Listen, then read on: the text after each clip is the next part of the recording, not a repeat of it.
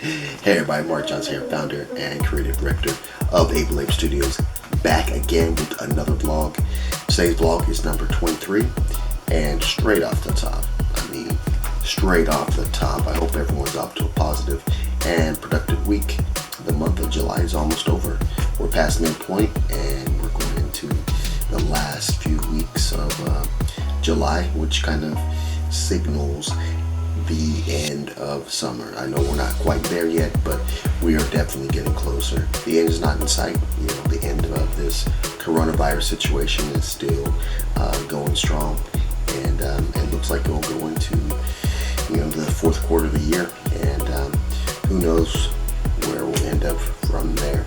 Still staying positive on a positive note, keeping it mentally focused as much as possible, as much as everything else is seemingly going crazy around the world. For myself, I am still dealing with that situation with the tooth. It has been like that going on 2 weeks now. It's been about 2 weeks now.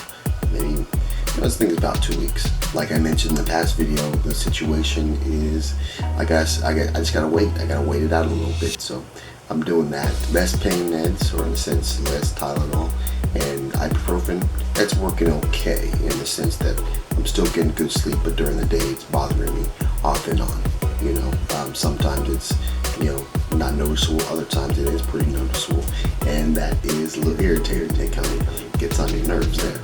But outside of dealing with that, I was able to acquire a new writing assignment for Video Maker magazine. I'm definitely cool with. I know I missed a few, not necessarily missed a few assignments, but missed a few opportunities, being that they put their post out, and then when I had replied to the post, all of them were taken up. So I know at that point I wasn't going to get a chance to kind of write for them in this past article. So this time around I got the opportunity. I have a writing assignment that is on YouTube, about YouTube, in the sense of how to light your videos. And being that I had a photography background and have been taking photos since college, this seems like right up my alley. I know YouTube's a little different in the sense that it's video, but at the same time it's the same, you're using the same techniques to get the best lighting. So basically in the article I'm probably going to talk about some of the best things that you can use starting out. Definitely starting out, you don't need the top equipment. You can get by with a lot of things that you could probably find either at a yard sale or even at a thrift store, or even just laying around your house. It's just really, starting out, you want to be able to make it as cheap as possible so you can learn the process and develop how you're going to shoot it. Whether or not you have a good camera or not, people can shoot with their phone. They have lighting equipment that can hook to your phone, that hook to your camera, or you can do a freestanding set where you can have a setup where you have your lights set up and kind of go from there. So that would be what I would be talking about in this article. So I did a little research today, spent some time getting to know the article and how I'm going to approach it, and just doing a little research with reading and watching other YouTubers explain their process. So outside of that, I'm just kind of grateful to be alive for another week, and I'm looking forward to what this week holds. Also, something I've been getting my hands into is my plants. I think after my pet died, Coco Barnes, I told myself that I was going to go and get another one, rescue somebody, have a forever home for a pet. And that never happened, never materialized. I don't necessarily know why. I could give you reasons, but they're kind of not really the reason. And so I just started investing in plants.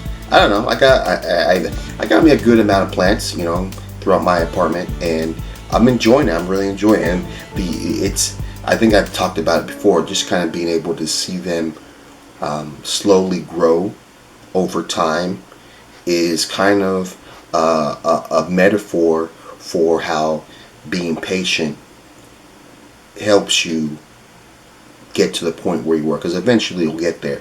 It's just got to be patient. And so like with plants, they don't just grow super fast. They kind of slowly over time. And if you really pay attention, that's kind of what I'm doing. I get really close and I kind of watch, Oh, that was bigger than it was yesterday. Oh, look at that leaf. It's kind of blooming a little bit more than it did yesterday.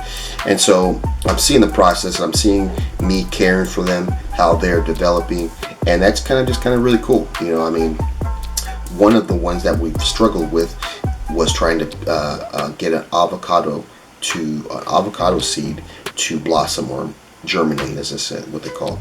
And so we finally got one, and it's growing like heck fast. I mean, first it was just like a little, split, but now it's got roots into the soil, and now it's also even bursting up with some leaves and even a longer stem. And each day it's growing so much, but you don't see it grow. It's just kind of like this slow process, and I think that's what success is like. All of a sudden you see this big tree, but if you were the person that either planted the seed and watered it and cared for it, and gave it the extra food, the extra care, you could see that it would take time. But if you're just kind of someone that's like, oh, all of a sudden, oh, that's a big ass tree, you know what I'm saying? You miss the whole point of it, because I think the point of it is the fact that it started from just a seed, an idea, and you did what you needed to do to give it the food, the water, the sunlight to grow, and gave it the opportunity to grow, and it grew, and then it grew into this massive thing.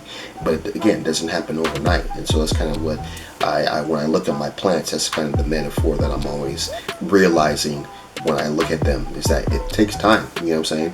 I got a fiddle leaf fig plant that I want to grow into a huge massive tree. I got me a birds of paradise plant that I want to grow into a beautiful tree. I got me this Monstera delicioso that I want to grow into a massive thing. You know what I'm saying?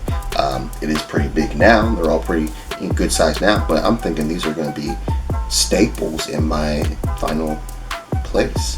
So I'm going to care for them. I'm going to keep them fed, keep them with the sunlight, and when they get sick or have issues, I'll have them taken care of. And at some point, I believe that repotting them, that's another thing that I had to learn. Give them the right soil, either that Miracle Grow or whatever it may be to kind of keep them moving is what I'm going to do. So I'm happy for that. And like I said, that metaphor for me has been something that I've been sticking to for a while. And when I look at them and I see them growing, like I even have a bunch that we cut some clippings and we put them in water, because they say that if you put them in water, they'll grow roots, and then you can, in a sense, propagate that plant. Because I want more plants like that one. Some are easier than others. Some take longer. The ones that I'm working with now seem to be taking a little longer than expected. They said 5 to 10 days. It's probably been maybe 3 weeks now. So, no, 2 weeks. So that's probably 14 days. So it's kind of still on schedule. But yeah, I'm just kind of excited to see what they grow into, and maybe your boy will turn into a horticulturalist and do some big things there. So there you have it, another week ahead, and like I said in the beginning, hope everyone was off to a positive, productive week. We got a few weeks left in this month of July, so let's put the pedal to the metal and get these things done. And like we always do this time, have a blessed day. See you on the flip side. Let's go.